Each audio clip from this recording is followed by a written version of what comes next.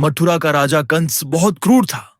जब उसने सुना कि उसकी बहन देवकी का 8वां पुत्र उसका वध करेगा, तो उसने देवकी और उनके पति वसुदेव को कारागार में डाल दिया।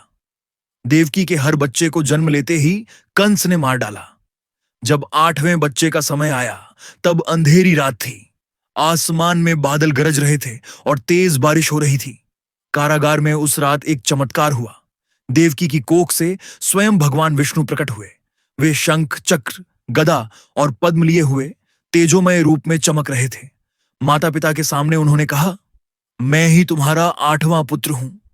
कंस मुझे मारना चाहेगा, इसलिए मुझे अभी गोकुल ले जाकर नंद और यशोदा को सौंप दो।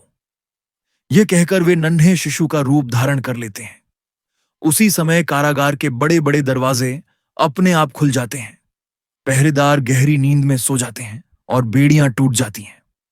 वसुदेव ने शिशु को एक टोकरी में रखा और भारी बारिश में यमुना नदी की ओर चल पड़े। यमुना उफान पर थी, लेकिन जब वसुदेव पानी में उतरे तो नदी शांत हो गई और उन्हें रास्ता देने लगी।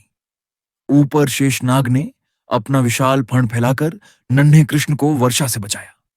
यह दृश्य देखकर लगता था जैसे स्वयं प्रकृति भी अपने प्रभु के जन्म का स्वागत कर रही हो।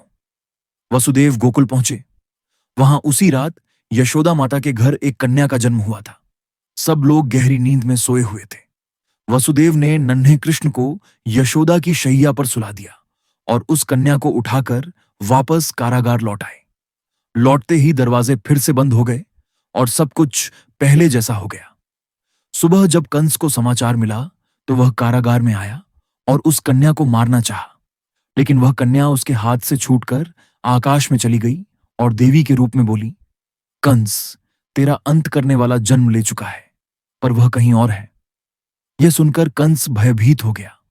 उधर गोकुल की गलियों में आनंद छा गया, क्योंकि नंद यशोदा के घर नन्हे कान्हा का आगमन हो चुका था।